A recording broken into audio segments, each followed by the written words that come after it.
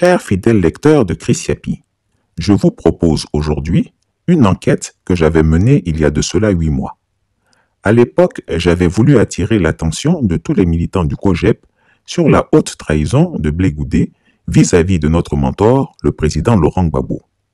Cependant, j'ai dû la ranger au placard suite à l'intervention de certains doyens du FPI qui me demandaient de privilégier la cohésion de l'opposition ivoirienne. Alors j'ai obtempéré. Mais aujourd'hui, rien n'empêche que je la publie, puisqu'à l'épreuve du temps, Blé Goudé lui-même a déclenché les hostilités en s'attaquant de face au président Gbagbo. Réécoutez sa dernière interview sur France 24, lui, le soi-disant grand panafricaniste. Maintenant vous allez pouvoir le faire, mais il y a une chose que vous n'avez pas faite, c'est adhérer à son nouveau parti, le PPACI, qu'il a lancé il y a quelques mois. Tout d'abord, est-ce qu'il vous l'a proposé? Non, jamais. Ni directement, ni indirectement.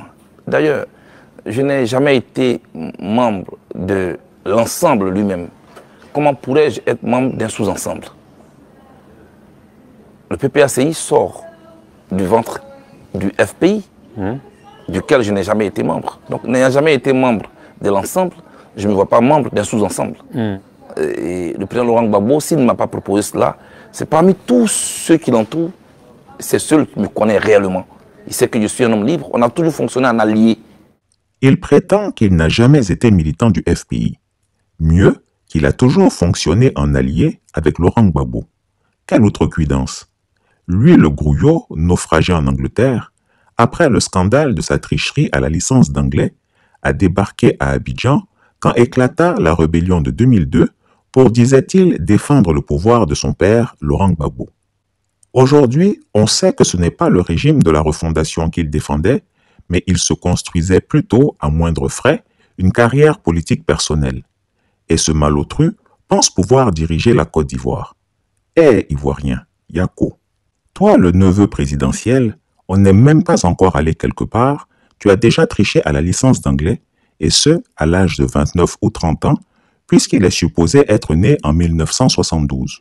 Wobrou. Non, non et non. Blé Goudé n'a jamais été et ne sera jamais l'égal de notre Woody national. Blé Goudé, le président Gbagbo n'est pas ton camarade.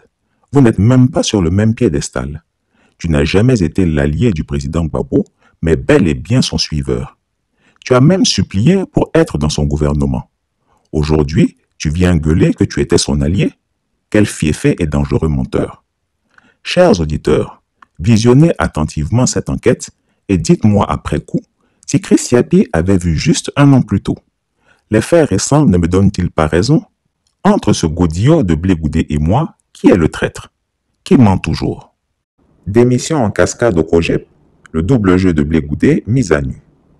À plusieurs reprises, Chris Yapi a tenté d'alerter les militants sincères, l'opinion et les milieux proches du FPI sur le double jeu de Charles Blé Goudé, l'homme à la démarche de crabe, du reste, c'est ainsi qu'il se fait appeler. Ce vieux jeune ne croit qu'en l'argent et il mangeait tranquillement dans la main d'Alassane Ouattara et de feu Ahmed Bakayoko.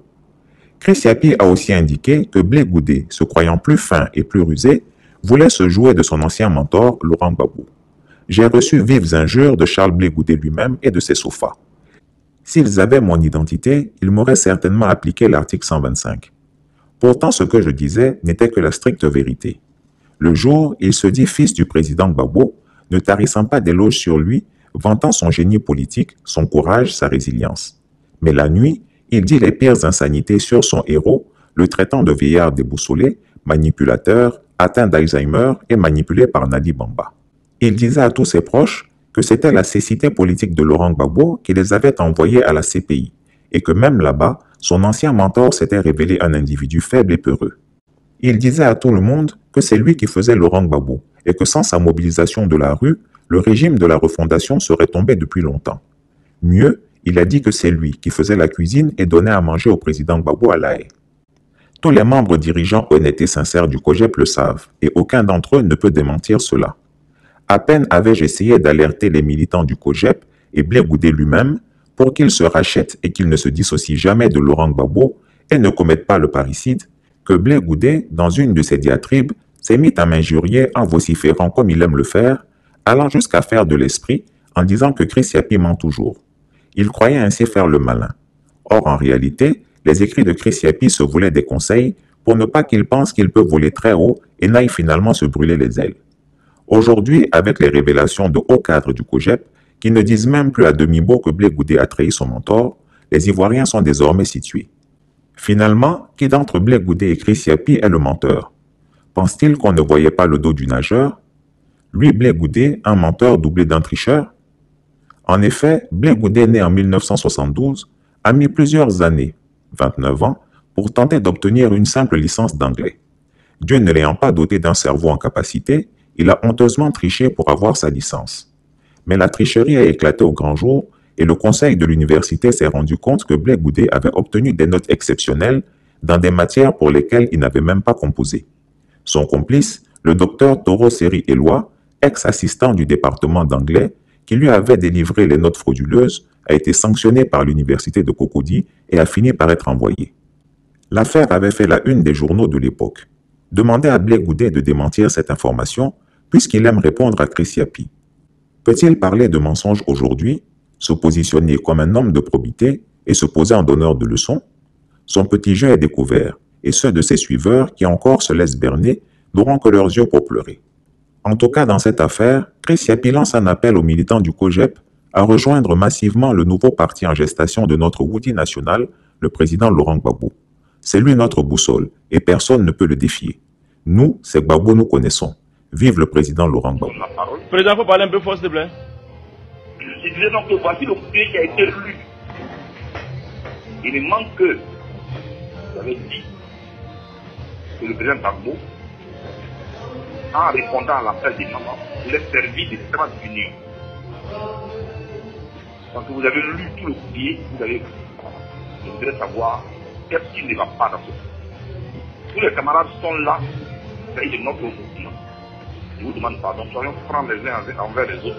Il s'agit avant tout de protéger le projet, de le redynamiser une fois qu'il est rond auprès de la population. Il faut prendre la parole et de faire notre position. Avant d'avoir fait d'abord bien sûr. Donc je vous donne la parole. Bonsoir, président. Ouais, ça va, président. D'accord. Ouais. Donc, moi, je voulais réagir. D'accord. La fois dernière, je n'en ai pas eu l'occasion. Je pense qu'aujourd'hui, on pourra se parler assez franchement. D'accord. La fois dernière, tu as dit que il faut qu'on tire les leçons de la crise que nous avons traversée. Mais j'ai l'impression que toi-même, tu n'as pas tiré les leçons. C'est-à-dire que toi-même, le président, là, tu n'as tiré aucune leçon de la crise que nous avons traversée. Avant le conseil politique du 30, là, comme d'habitude, quand j'ai des points, c'est-à-dire que qui m'intrigue, j'approche le camarade Saraka et j'en discute avec lui. Pour qu'il ne te fasse pas de ça. Et je t'ai dit, j'ai dit à Saraka qu'il se raconte que tu es avec Afi. Et qu'aujourd'hui, Afi est dans cette posture parce que tu as appelé la femme d'Afi pour lui dire que la lettre là n'est pas signée de Gbagbo. Toi-même, je t'ai dit ça. Et c'est ce qui a conforté Afi dans sa position. Donc, rectifie et prends une position claire. Parce que si tu veux t'affranchir du nom de Gbagbo Laurent, tu ne seras rien encore de voix ici. J'ai dit ça à Saraka. Et je lui ai même dit, je suis allé plus loin, j'ai dit qui des secrétaires généraux de la FESI a été plus célèbre qu'à Hippo Martial. Mais le jour qu'Hippo Martial a décidé de s'affranchir du nom de Gbagbo Laurent, qu'est-ce qu'il est devenu? Et donc il faut que on se ressaisisse. Pour que dans cette crise, ce n'est pas une crise au FPI, mais le pouvoir a train de museler l'opposition ivoirienne. C'est de ça qu'il s'agit. Parce qu'on parle d'acquis démocratiques, ce n'est pas des acquis qui sont spécifiques au FPI, mais c'est des acquis qui profitent à toute l'opposition. Et donc, quand les acquis sont menacés, c'est toute l'opposition qui doit se mettre en branle. Et au nom d'une divergence d'opinion entre toi et nous, tu envoies certains camarades dans les coordinations pour dire pour Jean-Claude à qui j'ai tout donné, celui qui me dénigre, celui qui dit que oui, j'ai trahi Gbagbo. Vraiment, heureusement que tu es là aujourd'hui. Il faut leur dire que ceux ou celles à qui tu as tout donné, moi, je n'en fais pas partie. Il faut leur dire ça. Voilà, je n'en fais pas partie. Voilà. Parce que je ne vais plus accepter que moi, mon nom là soit traîné comme ça. Tu as lancé cette première rumeur. Pourquoi il reste à prendre sa carte du RDR? Je sais pourquoi tu as fait. Mais je me suis tué là-dessus. Et puis par la suite, tu es revenu encore à la charge. Non, pourquoi on l'a perdu? Laisse pas m'a fait arrêter.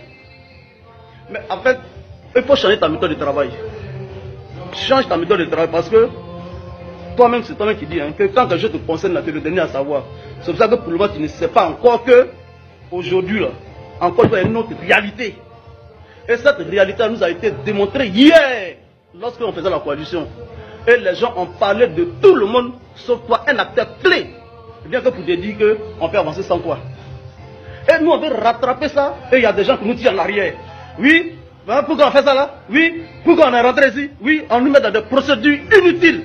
Alors que nous, on veut sauver la structure. Moi, j'ai appelé le petit Babou Mesmer là. J'ai dit, il y a des affinités dans tout ce qu'on fait. Blé n'est pas mon chef, c'est mon frère. Mesmer, c'est son frère, tout comme moi. Il est trop dans les polémiques. Autour de lui, il n'y a que des polémiques. Un, on dit le parti n'a pas achevé le combat avec Babou. Et il a fui. Deux, il a été extradé ici en Côte d'Ivoire, on dit il a fait deal. Ah, il n'a pas fait deal. Il a fait deal, il n'a pas fait deal. Troisièmement encore maintenant, il est avec ta fille. Il n'est pas avec ta fille. Il est avec ta fille. Il n'est pas avec ta fille. Il faut que tu arrêtes d'être objet de polémique. Parce que quand tu es objet de polémique, un homme politique normal, non, mais tu bêtes ses cotes le 2 octobre, après ton intervention. Mais tes cotes sont montées à 100%. Mais après ton courrier. Mais ce n'est pas nous. Nous sommes en train de chercher à sauver le courrier et la face. Donc notre position, les gens disent non, ils sont en train de traiter le chef le chef a trahi, le chef a fait ceci, le chef a fait ceci. Non, ce n'est pas de ça qu'il s'agit. Mais les gens, les flagonneurs qui sont dans notre équipe là, il faut savoir que c'est la flagonnerie qui a fait tomber Guéhi.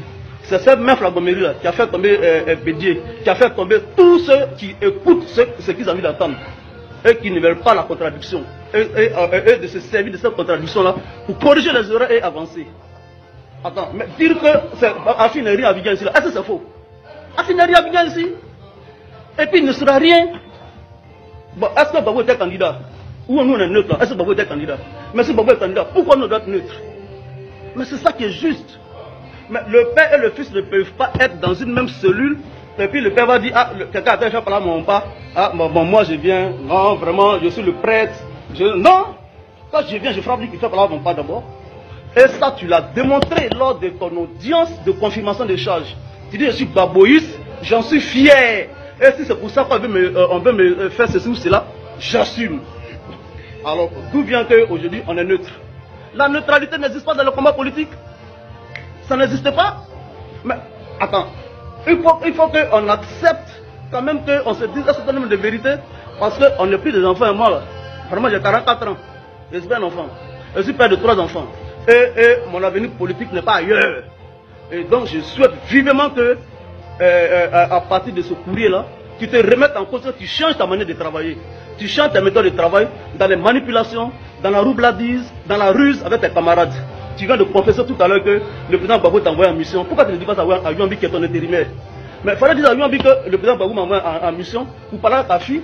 Mais lui, ça, il allait répercuter ça sur nous. Et puis en fonction de ça, on sait sur quelle base on va. Mais tu ne nous dis rien. On ne sait pas où on va. Saraka, il est au courant de tout, puisque c'est lui qui a le téléphone avec lequel vous faites tout. Et on ne sait pas où on va. Mais si nous ne savons pas où on va de façon moutanière, aller comme ça, on ne sait pas possible. Et ça, je tenais vraiment à te le dire en toute franchise. Je ne t'ai jamais parlé comme ça. Hein. Mais je te le dis aujourd'hui. J'ai fini. Chris Yapi ne ment pas. Retrouvez Chris Yapi sur son nouveau compte Twitter, ses 2 chaînes YouTube, sa chaîne Dailymotion, Instagram et Mediapart.